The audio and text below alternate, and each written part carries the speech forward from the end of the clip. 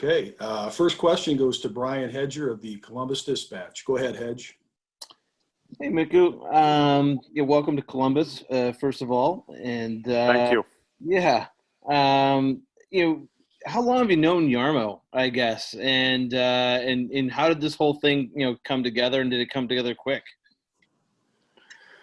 To be honest, I don't even know. It's been years. I think. I obviously known him as a Finnish hockey figure for a long time and followed him. Once I was drafted, he worked for Ottawa. I do remember that. And I think, well, first of all, it just had always a lot of respect for him and the way he handles, I guess, everything about hockey, the professionalism that he has, and obviously now had a chance to follow up closely what he's done in Columbus, what he did in St. Louis. Then he went to Jokerit for a while, so followed very closely his career, and as a Finn, very proud of him. I think he's a great name for the hockey here in Minnesota or in Finland, and just like I said, I think what he's done speaks for itself. And then with the contract, I think I always had interest on Columbus, and mostly because of him. But now, the last couple of years, just playing against them and following up in the playoffs, what they've done, knowing how hard it is to play against them, things like that. I think that was, for me, kind of the thing that I always thought would be a good fit for myself. And now that it's been more realistic, and then once we started talking, it was right away. It was kind of a feeling that I had, and for sure wanted to listen for other teams and all that. But once I kind of made up my mind, and yesterday when we kind of got closer to the end, everything went kind of quick, and it was fairly easy. So very happy with the decision for myself, and I'm very excited to join the team, and looking forward to getting started, and then hopefully that will happen sooner than later. Next, we'll go to Jeff Svoboda with BlueJackets.com. Go ahead, Jeff. First of all, congratulations on signing. And just what do you feel like you can bring to this team? Jarmo mentioned yesterday that you, with the knee injury, you still kind of were battling that a little bit last year. But where do you feel like you are physically, and how much do you think you can help this team this upcoming season? Well, first of all, I feel good health-wise. Felt a lot better towards the end of the year before the break came on, and then playoffs. That was kind of everything happened very fast, and with the training camp and the games and things like that. But feel good now, and obviously still ways to go on being in game shape, but that will come.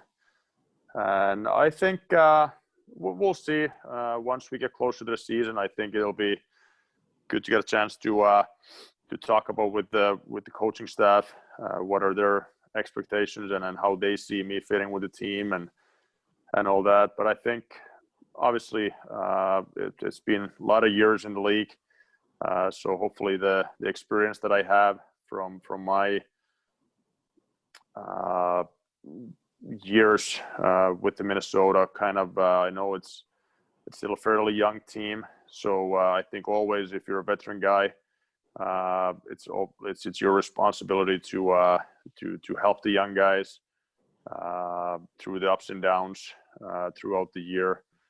And but then I want to believe that hockey was too. Like it's I don't think that's going to change anywhere. I think my two-way game will help the team, and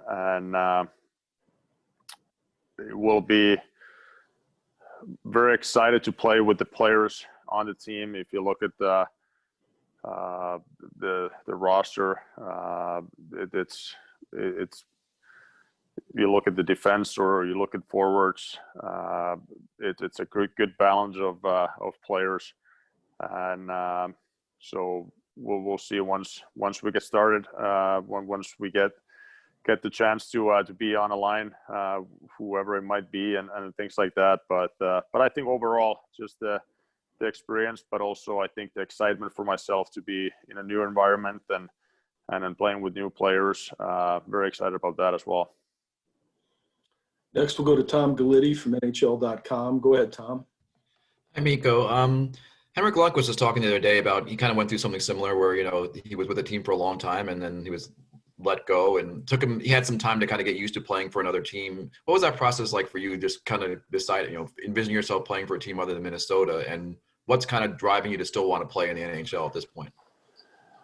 Well, I think first of all, for sure, once you get the news that you're not part of the plans for the upcoming season or for the future with the franchise you've been all your career, for sure, it takes time to get used to it. Kind of everything is kind of there. So it was hard, and then I think once it settles in, and then it's also, like I said before, it's part of the business.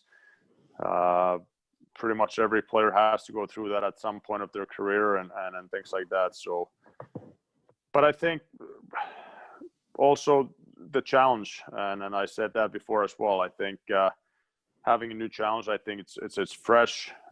As a player, as an individual, you need that, not just in hockey, but in life in general, and that can be a good thing. And that's the way I look at it. It's a positive thing right now that there's a new chapter, new challenge ahead of me, and very excited about that. And I think that can only bring you something good as well. So playing hockey, you want to win. I never got a chance to go far in the playoffs. That's my number one goal as an individual, and I think you realize that more and more once you get a little bit more experience and you see the teams and players having that success as a team, and that's something that drives me right now, and that's the reason why I signed with Columbus. Next, we'll go to Sarah McClellan with Star Tribune. Go ahead, Sarah. Hi, Mikko. Thanks for doing this. Yeah, thank you. And thank you for all the years, all the help in Minnesota. When we talked to you a few weeks ago, you were kind of obviously still uncommittal on what you were going to do next. How did you decide to keep playing? Like, were you close to just retiring, or what? How did you get that decision? Well, I think it went kind of. I don't think there's a day or a moment that I can say that I decided that I'll play. But I think after a few weeks there, just got the feeling, and then watching the playoffs and then feeling good physically. That was a big part of it, and just missing the game, I think, and feeling that I still have something to give for the game, and also talking to people close to me, people that I trust, people that has gone through it. The message that they kind of gave me that kind of supported my thoughts on playing and things like that. So a lot of things went into it, and wanted to take my time to make sure that you, like I said, that you want to play and you have the motivation to do it. And once I started talking to the teams, and then once started talking with Jarmo, just got more confident with the decision that I do want to play. And like I said, when kind of this all started, that it had to be a good fit, I had to feel comfortable with the decision, with the team, with the organization, all that goes into it, and then had that feeling. And after that, it was an easy decision for myself. Sarah, do you have a follow-up? No. Okay, we'll go to Brian Hedger. Go ahead, Hedge. Hey, Mikko. Yesterday we talked to Jarmo a little bit, and he obviously is very, very confident that you will be able to help this team, quite a bit. In fact, he was thinking that maybe you might slot in at third center potentially. What does that mean to you to have, a guy like Jarmo? I mean, he said that you're out to kind of prove that you're still, one of the better centers in the NHL. What does that mean to you that you're the guy you're going to come play for, believes that you can do it, wholeheartedly? Well, I think that's a big factor once you get that feeling that the team really wants you and they feel that you can help the team to win, get to the next level. So knowing his, like I said earlier, how carefully he gets the people in hockey, either coaching or management or going to players, how carefully he looks everything about the player and knowing, like I said, playing against our team for years now, getting the feeling that he has a trust that I can help and feeling that myself that I can still help the team and being a good NHL player. I think combine that, all of that, for sure gives you confidence as a player, and that's what you want to hear and you want to be a part of something like that. Next, we'll go to Marc-Antoine Godin, The Athletic. Go ahead. Hello, Mikko. I was just wondering, did you have any discussions with the Montreal Canadiens, and was there any sort of an offer that was entertained? Personally, no. I didn't talk to Montreal, and so I know that was in the rumors, and to be honest, haven't talked to my agent about that too much. I think once it got kind of closer and kind of conversations went further with Jarmo and with the Blue Jackets, I think kind of wanted to keep it kind of a small circle and not to get too far with the decision and making it too complicated for myself. So back to your question, didn't talk to Montreal personally, but maybe agent had some talks. I'm not sure about that.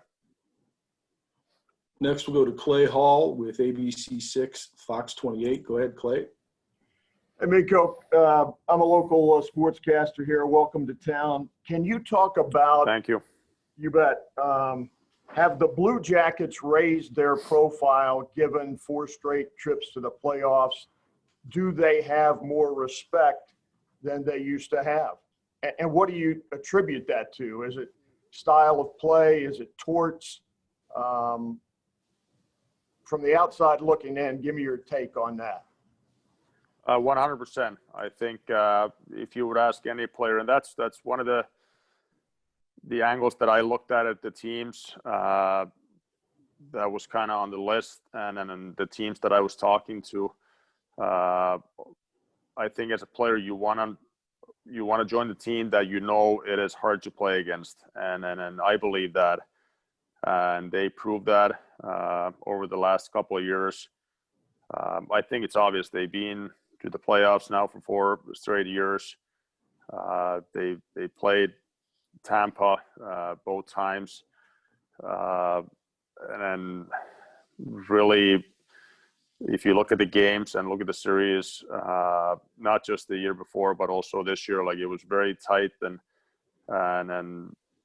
so it could go either way. And I think what I like about it too, like the core has been there for the most part for each and every year, and then the young talent that they have, all that combined, and then well coached, and like I said, always playing against that team. It's never an easy night. So I think those were kind of the things that I would look at as a player, and something that you want to be a part of. And I think, like I said, I think it's not just my opinion. I think if you ask any players, you see that how they improved over the years and are really a well-respected organization throughout the league. Next, we'll go to Lori Schmidt, 614 Media. Go ahead, Lori. Mikko, you said that Jarmo looks at every aspect of a player carefully. How do you know that he was doing that with you? Well, I guess I don't know that. I think you would have to ask him that question. But I do believe that he knows me over the years. He knows people that are close to me and things like that. So I guess back to your question, I don't have an answer for you on that one, but knowing how carefully he goes around the team and his management, his coaching staff, all that before he makes his decisions, I think that speaks for it. That I don't think myself, I don't think you or he would make anything different on that. So I'm sure he looks carefully, or I believe he looks carefully who he will hire on his team and his staff, and I think, well, also finding out from people that I believe I can say that's the way he goes to his business, and probably one of the biggest reasons too why he had success as he has over the years. Next, we'll go to Mark Scheig at the Hockey Writers. Go ahead, Mark. Thanks, Todd. Hi, Mikko. Welcome to Columbus. Thank you. Yeah, and just what do you recall from your career playing in Columbus for the road games, and how does it actually feel to be on the right side of the cannon? Yeah, I think you remember the cannon, that's for sure. And but I think it was, for me, it was always when you play for the Wild and then they come into the league the same time, and that was kind of don't want to say a rivalry, but you follow the team closely just because of that. I think both when I got to the league, new organizations, and then young teams and things like that, how they progress, and now obviously the last years with Jarmo, I think I followed even more closely just because of the connection through Finland, and obviously you always want people from your country to do well, and so I think all of that combined, something that I always followed very, very closely, and coming into the building, it's a hard place to play, and especially, like I said, last couple of years, they created their identity on hard work, wearing teams down, and even playing in another conference didn't change that fact. I think you always feel that playing against them, and something that you always respect as an opponent, but also knowing that it's going to be a tough night when you play against a team like that. So, and it's not just one night, it's been year after year, and obviously that's something that you want to be a part of. Next, we'll go to Whitney Harding at NBC4. Go ahead, Whitney. Thanks, Todd. Hi, Mikko. Welcome to Columbus. You mentioned about Torts and why are you excited to play for him? What is it about him that players really want to play for him? And you also mentioned the style Columbus plays. What is that style you're ready to kind of take on? Well, I think I don't know him personally, so I can't speak for that.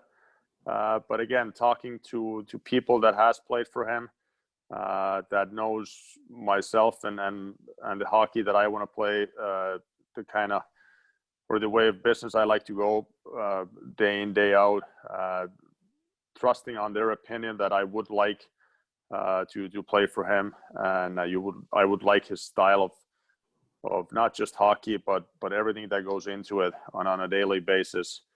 That's something that I was, or I would hear from players, like I said, that played for him in the past. And obviously you always follow the teams that he's been on and the success he had as a coach over the years. So, and then the team game, just the kind of the two-way game, grinding teams out. I believe that's the way you build a successful team and an organization. That's how you create your identity, and that's something that I believe I can fit in, and something that I always admire in players or in teams that you play against. We have time for a few more. We'll go to Brian Hedger at the Columbus Dispatch. Go ahead, Hedge. Yeah, just wondering if you know any of your new teammates, previously, and which ones of them, if any, have reached out and that you've talked to so far. Yeah, a couple of them reached out to me last night. And I talked to Nick a couple of days ago before I signed. I know him from previous years. Played with his brother as well. So then I know Korpisalo a little bit, but that's about it. I think I see that as a positive thing as well, that it is totally new environment for myself, and just knowing them by playing against them, you kind of know how they are on the ice. But obviously for myself too, I did my research on the team and on the personnel that they have on the team, and nothing but good, what I've heard. So very excited about that, and not just hockey wise, it's but also, like I said, the personal that they have, how they buy into the team, team first mentality, and what I've heard, they're having fun, they work hard, and I combine on that. I think that's something that you're looking for as a hockey player, and that's what makes it fun. Okay, we'll go back to Sarah. Sarah, go ahead. Yeah, Mikko, just after so many years in one place in Minnesota, have you thought like how different all of this will feel? Just, I mean, not only a new sweater, a new jersey, a new arena, a new drive to the rink, like how different do you think that'll feel? Yeah, I did think about that, and I don't. It still doesn't feel like that it's here yet. So I'm sure once you get closer to the camp and for the season to be starting, I think it will probably hit me even more at that point. But it's still something that I'm sure it will sink in the next couple of days here, and once you get a chance to talk to the people in the organization a little bit more, and about the city and things like that. So, but I'm sure it'll be different. But I see that as a positive as of right now. I think, like I said, getting the message from Minnesota that it won't continue there, I think that was hard at first, obviously, and once you kind of think about it through and things like that, I think you're looking for the new challenge, new chapter in your life, and now I have that opportunity with the Blue Jackets, and very excited about that, and like I said, can't wait to get it started there, and get to know the players, the team, the city, the fans, all that goes into that. So that's an exciting time. Lori, did you have a follow-up? Mikko, you've talked about your two-way game a few times now.